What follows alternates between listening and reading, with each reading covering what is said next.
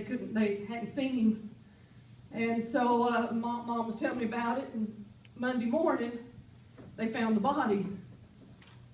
And the thing, I was praying today, and the thing that troubles me so bad is my sister sent me a text, sent me a picture during that time. And in that picture, and I can't hardly look at the picture without crying, but in that picture, there's Jonah and my brother-in-law playing in the ocean, and there's a boat out behind them.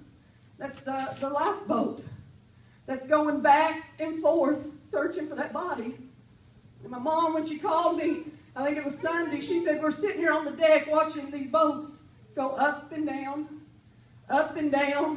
searching for a little 11-year-old boy that went down and more than likely has drowned, but they're searching for him. And I looked at those pictures, and I saw that, just people along the beach there building sandcastles while lifeboats out there going up and down, searching for a lost boy. And that's troubled me, because I felt conviction from that picture. Yes. Lord, don't let me be building sandcastles while there's people, lost souls, and there's a lifeboat out there that I need to be on, that I need to be searching for lost souls. Give me a burden, Lord, for the lost. I've got lost family, and Lord, I don't want to be building sandcastles. I don't want to be playing along the water's edge while they're out there and they're lost. I don't want to be playing along the water's edge while your lost is out there. I've been praying. I have been. I've been taking what Brother Sparks has been saying. I've been taking it seriously, but I still felt that convicting power of God, because there's more. There's more that I need to do. You know, as I looked at those pictures that she sent me and saw that boat out there, you know, and I thought, Lord, you know, I can just imagine, if you can bear with my imagination, I can just imagine some of them up on the beach watching them boats go back and forth and criticizing, saying that, you know, why are they going? They're searching the very same spot they've been searching all day long. Won't they go there? Won't they do it? If that was me, I'd do it this way. If that was me, I'd do it this way. And we've heard that in the church. Well, if that was me, I'd do it. And I was praying today, and I said, Lord, there was probably some saying, if that was me, I'd do this. If that was me, I'd go visit that one. If that was me, I'd talk. Then do it. That's just what I felt when I prayed. Then do it. And don't be saying, if that was me. Stand up and say, that's going to be me. Right. There's a lifeboat out there that somebody needs to get on, because it's searching for a lost soul. They're searching for the lost, and when someone goes under, you've just got a short window of time to reach them. A short window of time to pull them back out of there before it's too late. And they didn't reach that window. They pulled that little boy out of there. They found him Monday morning, and he was gone. And now there's a family whose entire life ahead of them has been forever altered because of that. And while there was a beach full of people, and you know, they may say, but that wasn't my job. That wasn't what I was supposed to do. But there were people on that lifeboat that had a choice one day of what career they was going to take. They had a choice of what they was going to do, and they chose that path.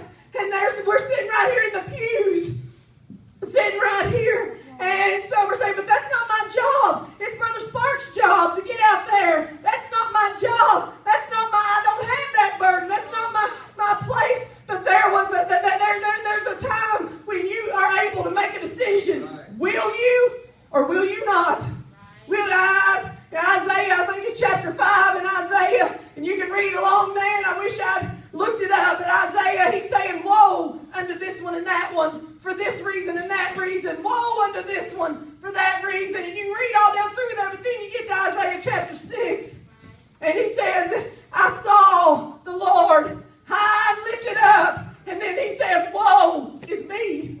Woe is me. He's not no longer saying, woe's that one, and woe's that one, and but woe is me. And then he says, here am I, Lord, send me. Here am I, Lord, send me. And I saw the lifeboat out there, and I prayed, Lord, let me do my part. And I just wonder if anybody else sees the lifeboat out there.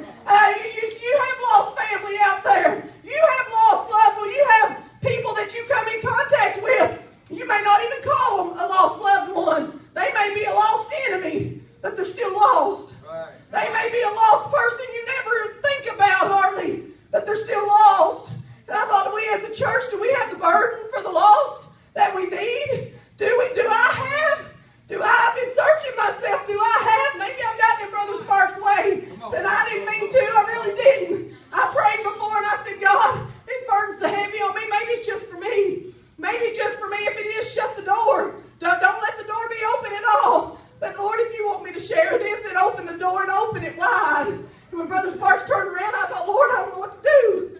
But the door was open. And I feel like God's wanting us to do more than what we're doing to see that lost world that's out there, that's lost and dying. Oh, that He'd make it real to me what that means when I say my loved ones are lost. When I say that, I'm afraid that I might just get to the point to where I just say they're lost, and that's just the way it is. That's just how it is. Sometimes we do that with sickness. We'll say, well, they've got cancer, and that's just, they're going to have to do this and that, and we just accept it.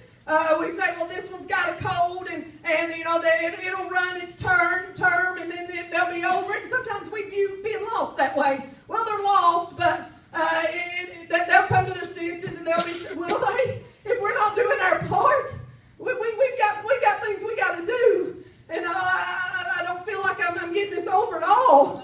But we've got to, there's a lifeboat out there that's going back and forth, searching for your lost loved ones. Are you on it? Are you on it?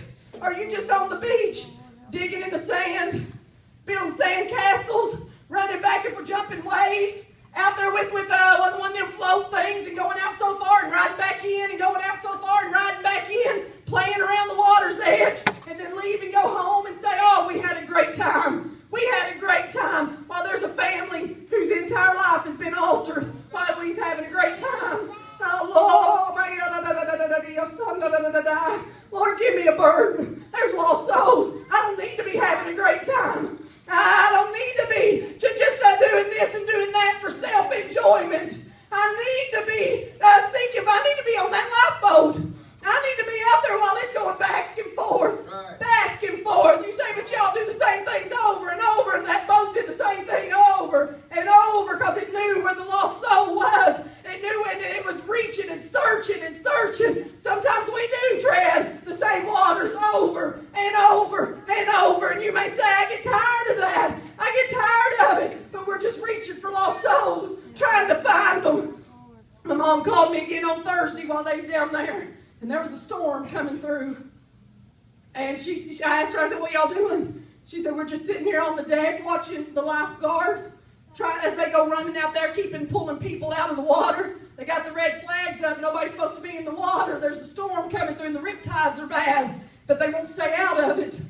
And I thought, after one, in that very same spot, right there where they were at and watching, that same water already took one down. Why were there others still playing in it? Why? When they said, don't go out there. Don't go that way. You could go, no, that won't happen to me. That won't happen to me. But the lifeguards kept going out and running them out of there. And they were saying, get out of the water. You're not allowed to be in the water. And they just kept going. They'd catch the lifeguards' backs turned, and they'd keep going. And I thought, Lord, how many don't heed the warning? They're just playing around the water's edge, playing around. Sure, this one goes down, and that one goes down, but I'm not going to go down. Just such a burden here, such a burden with that. Lord, give us a burden for lost souls. We got to have revival. I love what we felt here tonight. I love it. I love rejoicing. You may say, how can you rejoice and have a burden at the same time? Who but God can do such things as these? You can rejoice and still be burdened down. And I have such a burden and still feel in the presence of God. But we need a revival. Running, shouting and all that. But we need a revival. Where we've got such a burden for souls. For the lost, definitely. But also for those that are just barely hanging on. Those that are just, the storm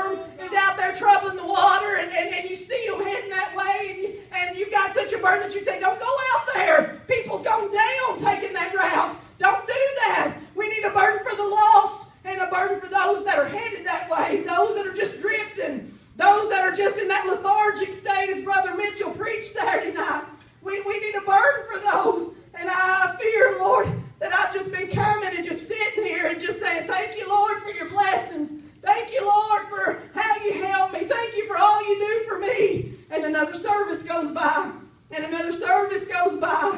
And Lord, am I reaching where I need to reach? Am I doing what I need to do?